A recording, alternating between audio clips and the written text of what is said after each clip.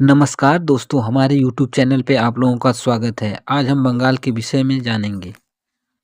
कभी कभी इतिहास में कुछ ऐसा होता है, कोई एक फैसला जो तोड़ने के इरादे से लिया जाता है वो असल में जोड़ देता है। आज बात करेंगे इतिहास के ऐसे ही एक दिलचस्प मोड़ की, 1905 का बंगाल विभाजन। सुनने में थोड़ा अजीब लगता है ना कि एक प्रांत को तोड़ने का फैसला आखिर पूरे देश को एक साथ कैसे ले आया। तो चलिए इसी सवाल के जवाब को ढूंढते हैं और इस कहानी की परतों को एक एक करके खोलते हैं। तो इस पूरी कहानी को समझने के लिए सबसे पहले हमें चलना होगा उस जमाने के बंगाल में। ये जानना जरूरी है कि आखिर 20वीं सदी की शुरुआत में बंगाल था क्या, क्योंकि वो सिर्फ एक प्रांत नहीं था, बल्कि उससे कहीं ज्यादा एक बहुत बड़ी राजनीतिक और सांस्कृतिक ताकत था।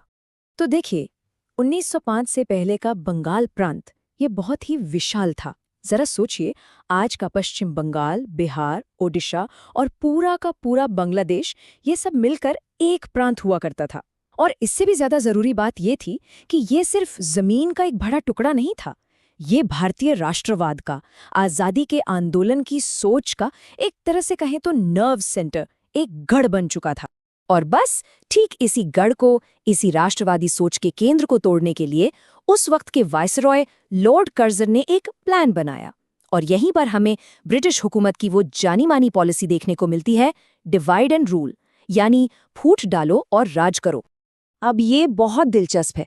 देखिए, दुनिया को दिखाने के लिए कारण कुछ और बताया गया। कहा गया कि भाई प्रांत इतना बड़ा है कि इसे संभालना मुश्किल हो रहा है, एडमिनिस्ट्रेशन ठीक से नहीं चल पा रहा, तो हम तो बस प्रशासनिक सुविधा के लिए इसे बांट रहे हैं। लेकिन असली कहानी कुछ और थी। असली मकसद था बंगाल में उठ रही राष्ट्रवाद की लहर को कुचलना। और ये कैसे होता? हिंदुओं और मुसलमानों के बीच एक लकीर खींचकर, उनकी एकता को तोड़कर, जो उस आंदोलन की सबसे बड़ी ताकत। और फिर वो दिन आया, 16 अक्टूबर 1905। इस दिन उस प्लान को अमल में लाया गया। बंगाल को दो टुकड़ों में बांट दिया गया। एक बना पश्चिम बंगाल, जिसकी राजधानी कलकत्ता थी और जहां हिंदुओं की आबादी ज्यादा थी, और दूसरा बना पूर्वी बंगाल और असम, जिसकी राजधानी ढाका को बनाया गया, और ये एक मुस्लिम बहुल प्रांत था। मतलब ये जो बंटवारे की लकीर थी ना, वो पूरी तरह से धर्म के आधार पर खींची गई थी, साफ साफ। लेकिन अंग्रेजों का अंदाजा यहाँ पूरी तरह से गलत साबित हुआ। उन्हें लगा था कि वो लोगों को बांट देंगे, पर हुआ ठीक इसका उल्टा। इस बंटवारे ने गुस्से और विरोध की एक ऐसी आग जलाई जिसकी लपटें देखते ही देखते पूरे देश में फैल गईं, और इसी को नाम दिया गया स्वदेशी आंदोलन। तो सवाल ये है कि लोगों ने इसका जवाब कैसे दिया। देखिए, ये आंदोलन 4 मजबूत स्तंभों पर खड़ा था। पहला, पब्लिक मीटिंग्स और जुलूस, मतलब लोग सड़कों पर उतर आए, अपनी आवाज बुलंद की।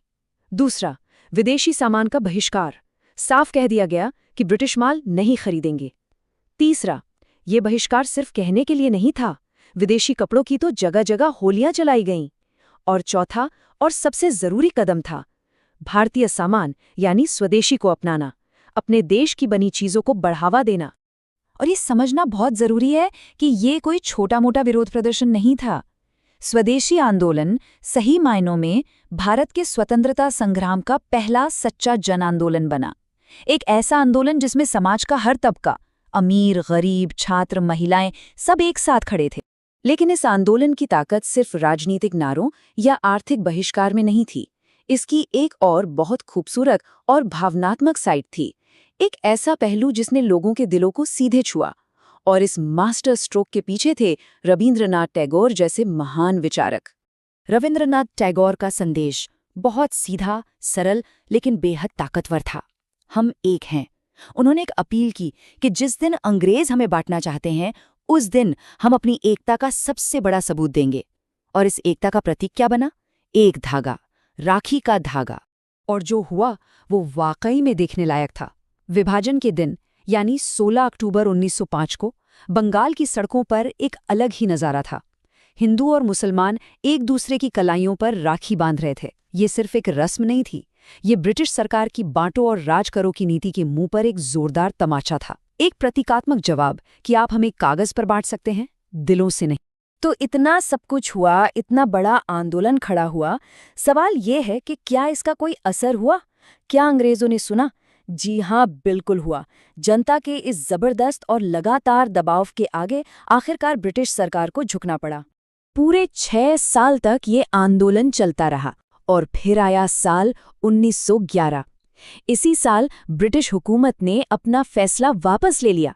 बंगाल का विभाजन रद्द कर दिया गया। ये लोगों की एकता की, उनके संगठित विरोध की एक बहुत बहुत बड़ी जीत थी। लेकिन इस पूरी घटना का असर बहुत गहरा और कह सकते हैं कि थोड़ा जटिल भी रहा। इसकी विरासत को देखें तो सबसे पहली बात, इसने अंग्रेजों की डिवाइड एंड रूल वाली रणनीति को सबके सामने लाकर रख दिया, उसे पूरी तरह से बेनकाब कर दिया। इसने ये भी साबित किया कि जन प्रोटेस्ट यानी आम लोगों के विरोध में कितनी ताकत होती है। इसी आंदोलन से कई नए राष्ट्रवादी नेता उभरकर सामने आए और पूरे भारत में एक राष्ट्रीय चेतना की लहर फैल गई। पर इसकी एक दुखद विरासत भी है जिसे नजरअंदाज नहीं किया जा सकता। धर्म के आधार पर बांटने का जो ये खेल खेला गया, इसने कहीं न कहीं अनजाने में ही सही 1947 के उस बड़े और दर्दनाक विभाजन की नींव रख दी। तो आखिर में एक सवाल जरूर उठता है। 1911 में बंगाल का विभाजन तो रद्द हो गया, वो एक जीत थी। लेकिन क्या विभाजन की राजनीति, लोगों को बांटने की सोच हमेशा के लिए खत्म हो गई? ये एक ऐसा सवाल है जो इतिहास के पन्नों से निकलकर आज भी हम सबके सामने खड़ा है, सोचने पर मजबूर करता है। दोस्तों, अगर आपको यह वीडियो अच्छी लगी हो, उपयोगी लगी हो तो इसे लाइक करें, शेयर करें और इस चैनल को सब्सक्राइब कर लें। बेल आइकन की न दबाना भूलें जिससे कि आपकी नेक्स्ट वीडियो की नोटिफिकेशन मिलता रहे। धन्यवाद हमारे चैनल पर आने के लिए।